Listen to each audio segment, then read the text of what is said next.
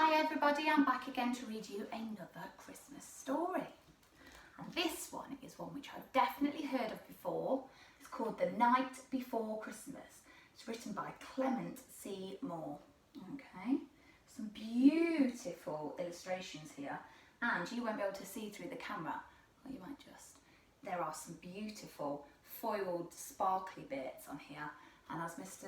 Hughes always reminds me, I love anything that sparkles. Okay, it says on the back that this is a Christmas classic that begs to be reread year after year. And my knowledge of this is that it's quite an old story and it's been written many, many times. So shall we have a look at it?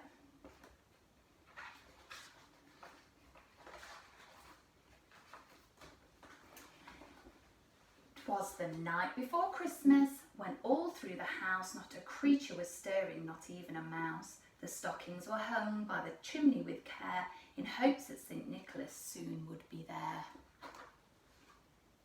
The children were nestled all snug in their beds, while visions of sugar plums danced in their heads, and Mama in her kerchief and I in my cap had just settled down for a long winter's nap. When out on the lawn there arose such a clatter, I sprang from my bed to see what was the matter. Away to the window I flew like a flash, to open the shutters and threw up the sash.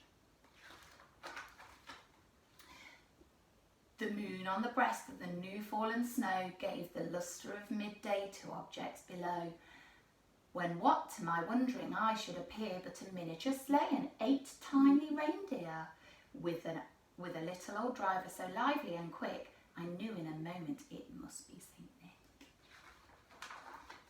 More rapid than eagles, his coursers they came, and he whistled and shouted and called them by name. Now Dasher, now Dancer, now Prancer and Vixen, on Comet, on Cupid, on Donner and Blitzen, to the top of the porch, to the top of the wall, now dash away, dash away, dash away all. As dry leaves that before the wild hurricane fly, when they met with an obstacle mount to the sky, so up to the housetop the coursers they flew, with sleigh full of toys and St. Nicholas too. And then in a twinkling I heard on the roof the prancing and pawing of each little hoof. Goes this way. As I drew in my head and was turning around, down the chimney St. Nicholas came with a bound. He was dressed all in fur from his head to his foot, and his clothes were all tarnished with ashes and soot. A bundle of toys he had flung on his back, and he looked like a peddler just opening his pack. His eyes, how they twinkled, his dimples, how merry, his cheeks were like roses, his nose like a cherry. His droll little mouth was drawn up like a bow, and the beard on his chin was as white as the snow. The stump of a pipe he held tight in his teeth, and the smoke it encircled his head like a wreath. He had a broad face and a little round belly that shook when he laughed like a bowl full of jelly. He was chubby and plump, a right jolly old elf, and I laughed when I saw him in spite of myself. A wink of his eye and a twist of his head soon gave me to know I had nothing to dread. He spoke not a word, but went straight to his work. He filled all the stockings, then turned with a jerk, and laying his finger aside of his nose, and giving a nod up the chimney he rose.